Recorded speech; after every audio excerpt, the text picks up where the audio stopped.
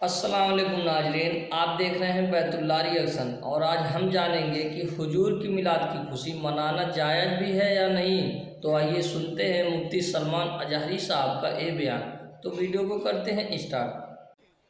साथ में ये भी मैं आपको बता दूं कि हुजूर पाक सल्लल्लाहु अलैहि वसल्लम की मीलाद की खुशी क्या ये कुरान और हदीस से साबित है भी कि नहीं है।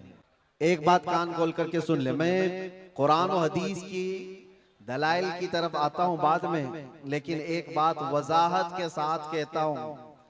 हुजूर पाक सल्लल्लाहु अलैहि वसल्लम की विलादत बासआदत 12 रबीउल अव्वल शरीफ को हुई। असह रिवायात और अरजह रिवायात के मुताबिक हर साल हुजूर की विलादत की खुशी हम 12 रबीउल अव्वल को ही मनाएंगे, अगरचे किसी और की तरफ से, डिपार्टमेंट की तरफ से या पुलिस वालों की तरफ से जुलूस किसी और भी दिन निकलता हो, 12 रबीउल अव्वल को 12वीं ही होगी। हुजूर पाक सल्लल्लाहु अलैहि वसल्लम की विलादत 12 रबीउल अव्वल शरीफ को हुई और ये कयामत तक डेट बदली नहीं जाएगी इंशाअल्लाह।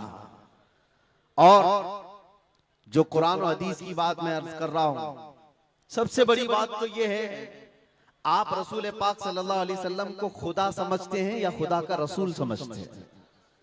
खुदा का रसूल समझते हैं तो फिर मीलाद मनाओ। इसलिए कि खुदा की मीलाद नहीं हो सकती, खुदा की मीलाद नहीं हो सकती, क्योंकि अल्लाह के बारे में अकीदा क्या है हमारा? लम यलिद वलम यूलद, वो ना किसी से पैदा हुआ ना उससे कोई पैदा होगा। अल्लाह किसी से पैदा नहीं हुआ और अल्लाह के पैदा होने की कोई तारीख नहीं बनाई जा सकती, उसकी मीलाद नहीं हो सकती। और रसूल पैदा हुए हैं 12 रबीउल अव्वल शरीफ को। आपकी माँ भी है और आपके बाप भी हैं और आपसे भी लोग, आपसे भी बच्चे पैदा हुए हुजूर पाक सल्लल्लाहु अलैहि वसल्लम से। तो हम पूरी दुनिया में हुजूर की मीलाद मना करके शिर्क को तोड़ने वाला अमल करते हैं, शिर्क को तोड़ने वाला अमल करते हैं। कोई हमारी तरफ जो शिर्क का फतवा देता है उसे कान खोलकर सुन लेना चाहिए। मीलाद मनाकर हम बताते हैं हम मोहम्मद अरबी सल्लल्लाहु अलैहि वसल्लम को खुदा नहीं समझते बल्कि खुदा का रसूल समझते हैं। अगर खुदा समझते या खुदा के बराबर समझते तो हुजूर की मीलाद कभी नहीं मनाते, क्योंकि अल्लाह की मीलाद नहीं मनाई जाती तो हम रसूल की भी मीलाद नहीं मनाते। दोनों को अगर बराबर समझते नहीं, हम सुन्नियों का अकीदा यह है, मैं मानता हूं अक्ल वालो मेरा मोहम्मद खुदा नहीं है, मगर दिलों में ये नक्श कर लो कि वो खुदा से जुदा नहीं है। यह हमारा है। रसूल करीम सल्लल्लाहु अलैहि वसल्लम की मीलाद मनाना शिर्क को तोड़ने वाला अमल है, शिर्क को खत्म करने वाला अमल है। और आपको एक बात ये भी बता दूं, हुजूर अकरम सल्लल्लाहु अलैहि वसल्लम की विलादत जिस दिन हुई थी पूरी कायनात में बहुत कुछ तब्दीलियां आई थी, जो सही रिवायात में मौजूद हैं। बहुत तब्दीलियां आई थी। अरब उस वक्त जो रेगजार था, सहरा था, सब्जा देने लग गया, बारिशें बराबर होने लग गई। अरब में आज भी बारिश नहीं होती है, साल में 2-4 बार बारिश के खतरात गिर गए, अलग बात है। मौसम बाज़ाब्ता जैसे बारिश का यहाँ होता है नहीं होता। लेकिन जिस साल हुजूर पाक सल्लल्लाहु अलैहि वसल्लम की विलादत होने वाली, अरब में सब्जे उगने लग गए या बारिश होने लग गई है। और उस साल जो हालात की तब्दीली थी, मुल्क शाम में एक नदी जो सूख चुकी थी वो अचानक जारी हो गई, पानी भर आया। और एक नदी जो हमेशा बहती वो अचानक सूख गई। एक आतिश कदा था 1000 साल से जिसकी आग को बुझने नहीं दिया गया था ईरान के नुजूमियों ने, आतिश परस्तों ने, अचानक वो आग भी गुल हो गई। एक ही दिन में सब चीजें हो रही हैं। और कायनात में ये जो बड़ी बड़ी तब्दीलियां हुई थी, उस दिन एक और तब्दीली, बुत सारे औंधे मुंह गिरे हुए थे।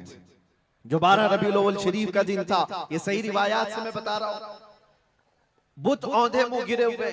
लेकिन एक बहुत बड़ा मसला हुआ था जिसकी तरफ इमाम अहले सुन्नत फाजिल बरेलवी रहमतुल्लाह ताला अलैह अपने शेर में इशारा करते हुए फरमाते हैं, क्या एक बहुत बड़ी तब्दीली ये हुई थी कि मुल्क फारस का जो बादशाह है किसरा, उसका किला इतना मजबूत था कि उसकी हिफाजत के लिए 1 लाख फौजी खड़े रहते थे, सिर्फ किले की हिफाजत के लिए।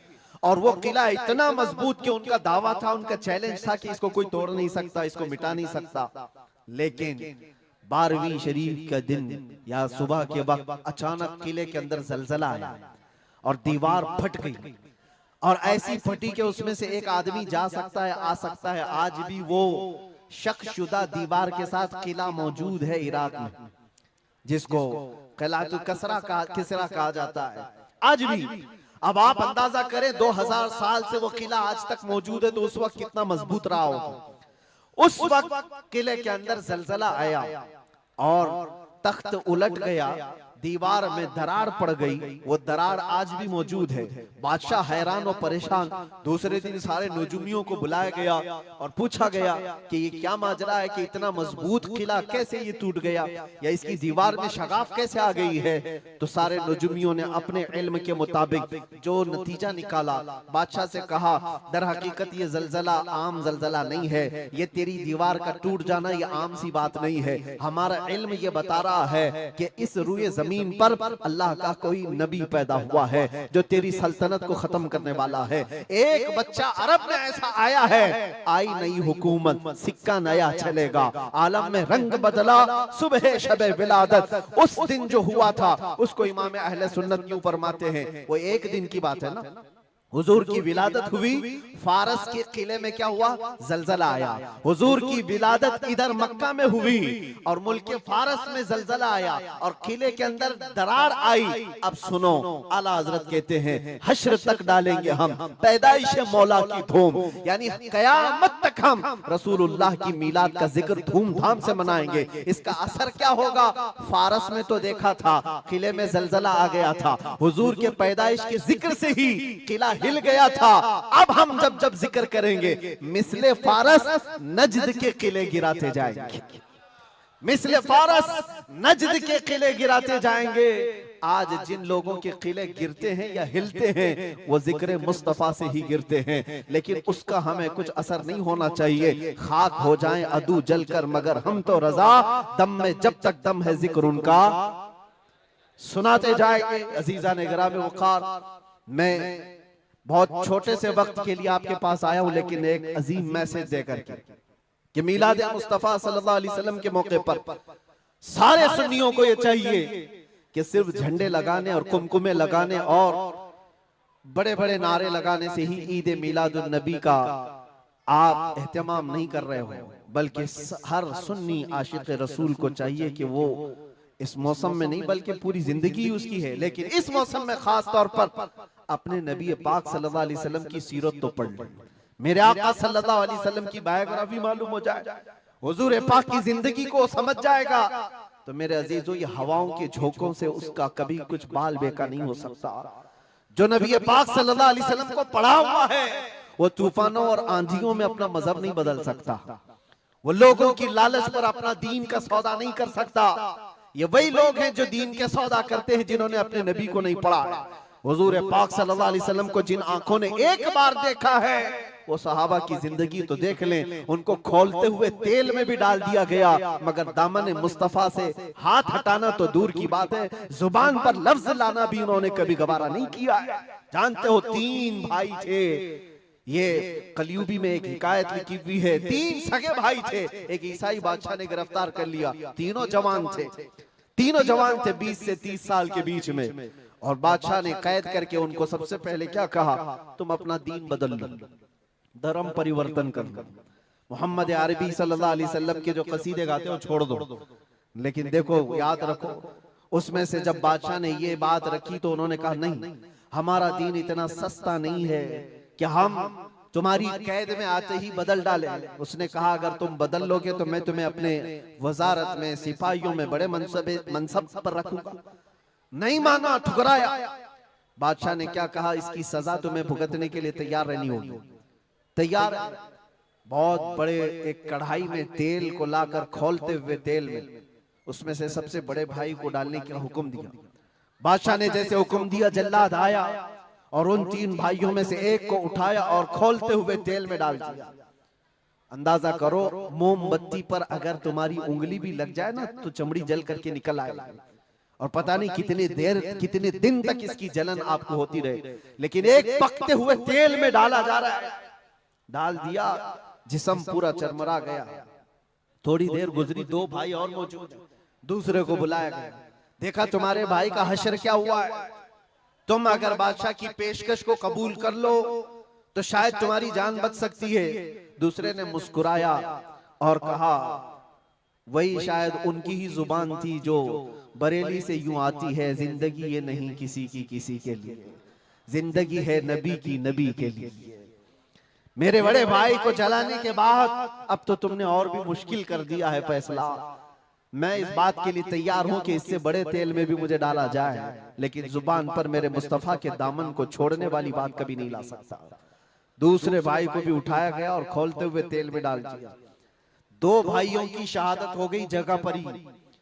वो तेल में डालना, जुबान पे अल्फाज हो सकता है, आसानी से हम बोल रहे हैं और आप आसानी से सुन रहे हैं। प्रैक्टिकल जिसके साथ होगा वो अंदाजा कर सकता है दर्द और कर्ब किसको कहते हैं, शिद्दत की तकालीफ किसको कहते हैं।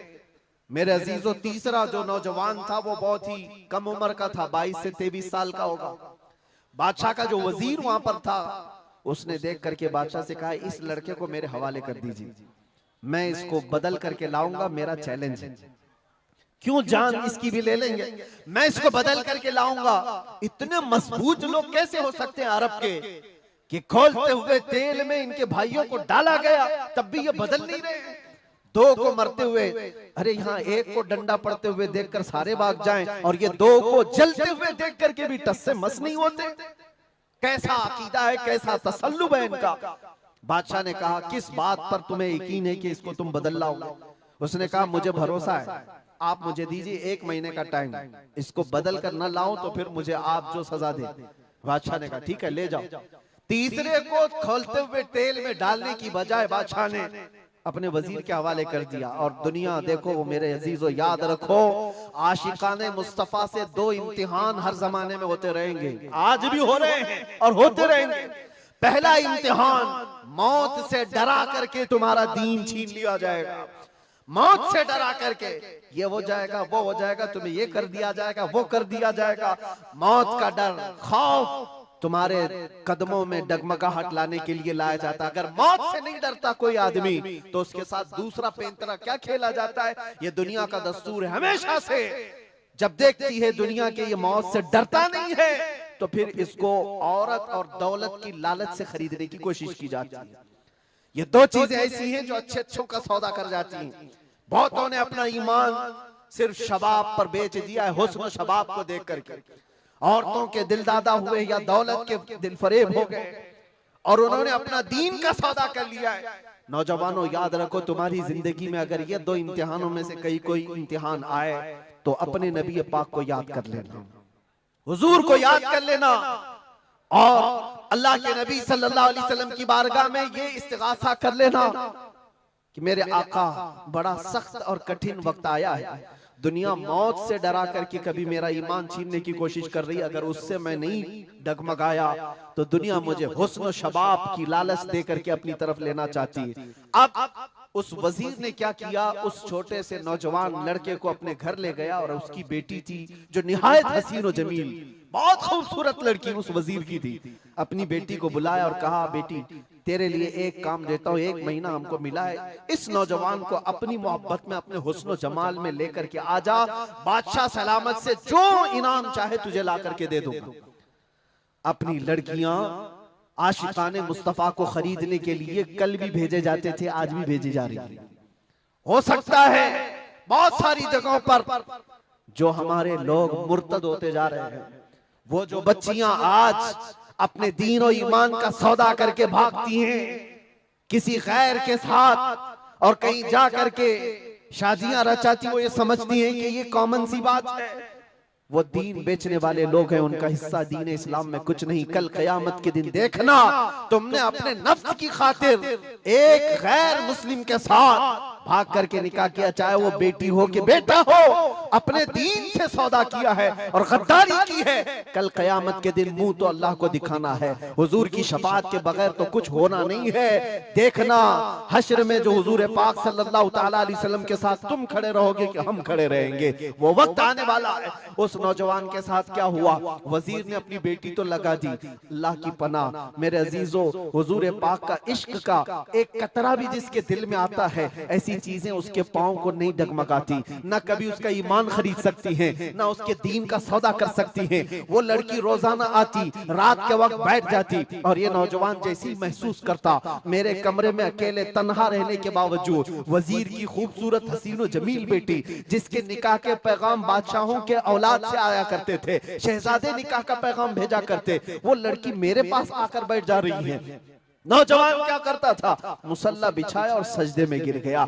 जब तक वो उठती नहीं थी ये सर उठाता नहीं था। ये रात भर के सजदे इसके इसी तरह रहते, वो ऊँगती रहती, देखती रहती, इंतजार करती रहती और थक करके वापस चली जाती। महीना गुजरने को आया था मेरे अजीजों, उस नौजवान ने आंख भरकर एक बार देखा भी नहीं, और वो थक हार करके महीना खत्म होने के बाद उस नौजवान को मुखातब करके कहती है, ऐ नौजवान एक बार मेरे हुस्न को देख तो ले। मुझे देखने के लिए बादशाहों के बेटों की भी कतार लगती है, कई बड़े बड़े लोग पैसों के अंबार लगा सकते हैं मेरे हुस्न को देखने के लिए, एक तू है कि मैं आता हूं तो मुसल्ले पे गिर जाता है। उठ एक बार देख तो ले, मुझे अल्लाह ने कैसा हुस्न दिया है, कैसा जमाल दिया है, एक बार देख तो ले। उस नौजवान ने आंखें झपकाए बगैर, पलटे बगैर जवाब दिया कि ऐ खातून तू अपना ये हरबा इस्तेमाल करना बंद कर दे, ये तेरा काम मुझ पर चल नहीं सकेगा। वजह यह है जिन आंखों में एक बार जमाले मुस्तफा बस चुका हो उसको दुनिया का हुस्न कभी धोखा नहीं दे सकता, दुनिया का जमाल उसे खरीद नहीं सकता। वो खातून उठ गई और जवान की इन बातों से उसके दिल पर ऐसा वलवला तारी हुआ। वो खातून कहती है, ऐ नौजवान खड़ा हो जा, मैं तुझे खरीदने नहीं आई, मैं तुझे अपनी दामे फरेब में फंसाने नहीं आई, उठ जा, अब मेरी एक अर्जी सुन ले। नौजवान उठा और पूछा क्या अर्जी है। कहती है कि मैं अब तेरी मोहब्बत में गिरफ्तार हूँ, मैं चाहती हूँ कि तू मेरे दीन में ना आ बल्कि तू अपने दीन में मुझे दाखिल कर ले। जिसके हुस्न ने तेरी आंखों को ऐसा बाकमाल बनाया है कि तन्हा होते हुए भी कभी तूने मेरे हुस्न को नहीं देखा, मैं चाहती हूँ कि उस हुस्न के पैकर जमाले मुस्तफा की मैं भी दिलदादा हो जाऊं। उस नौजवान को उठाया और कहा, मुझे पढ़ा दे ला इलाहा इल्लल्लाह मुहम्मदुर रसूलुल्लाह। हर जमाने में आशिकाने मुस्तफा जो होते हैं, हर जमाने में जो आशिकाने मुस्तफा होते हैं, वो दूसरों की छाप अपने ऊपर लेते नहीं हैं, बल्कि जहां जाते हैं अपनी छाप दूसरों पर छोड़ करके आते हैं। यही होती है जिंदगी आशिकाने मुस्तफा की। उस नौजवान ने उसे कलमा तैयबा पढ़ाया और उस खातून ने कहा, चलो यहाँ से निकलो, कुफरिस्तान से निकल करके हम निकाह करते हैं और साथ जिंदगी गुजारेंगे। तवज्जो चाहता हूँ, तवज्जो चाहता हूँ, ये मेरी बात को खत्म होने दो।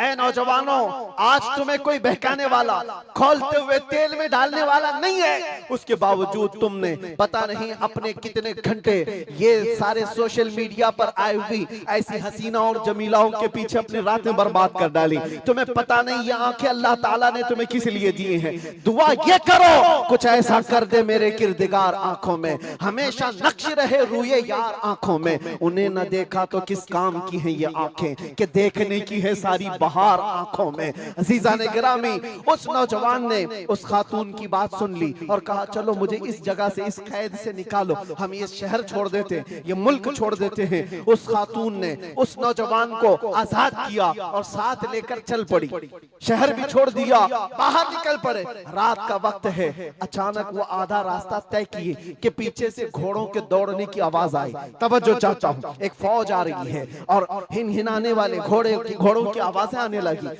दोनों डर गए, नए लोग हैं, नौजवान लड़का है, नौजवान लड़की है और शहर से भागे हुए हैं, दीन इस्लाम कबूल करके निकले हुए हैं। बादशाह को हो सकता है खबर हो गई होगी, वजीर को पता चल गया होगा कि कैद से निकला हुआ ये फरार मुजरिम हमारा शहर छोड़कर जा रहा है। पूरी फौज आती हुई नजर आ रही थी। ये दोनों एक दरख्त के पीछे ओट पर छुप कर खड़े हो गए। पता नहीं अब इसके आगे क्या होने वाला है, हमें गिरफ्तार कर लिया जाएगा, हो सकता है हमारा भी अंजाम वही होगा जो हमारे दो भाइयों के साथ हुआ। लेकिन इत्तेफाक की बात है, वो घोड़े करीब से करीब आते गए, वो फौज करीब आ गई और जब आ गई तो करीब आकर वो फौज रुक गई। इन्होंने देखा नहीं ये फौज कौन थी, ये लोग कौन थे। दरख्त के पीछे छुपे हुए हैं नौजवान और वो दुशीजा। अचानक आने वाली फौज में से एक गरजती हुई आवाज आती है, नाम लेकर के नौजवान का पुकारा जाता है, ऐ फलां बिन फलां बाहर आ जा, बाहर आ जा। बाहर ये नौजवान आता है तो देखता है बादशाह की फौज नहीं है, वजीर की फौज नहीं है, बल्कि वो दोनों शहीद भाई घोड़े पर सवार है और सारी फौज में रसूलुल्लाह के वो शहीद सहाबा तशरीफ लाए हुए हैं। अल्लाह, नारे तकबीर, नारे रिसालत। तो नाजरीन, आपने मुफ्ती सलमान अजहरी साहब का ये बयान सुना। अगर आपको ये वीडियो पसंद आया हो तो वीडियो को लाइक करें और अपने दोस्तों के साथ शेयर करें, और ऐसे ही इस्लामिक वीडियो देखने के लिए हमारे चैनल बैतुल्लाह रिएक्शन को सब्सक्राइब कर लें। अल्लाह ताला हमें और आप सबको अपने प्यारे नबी हजरत मोहम्मद सल्लल्लाहु अलैहि वसल्लम की मोहब्बत में ज़िंदगी गुजारने की तौफीक अता फरमाए। तो मिलते हैं अगली वीडियो में, तब तक के लिए अल्लाह हाफिज़।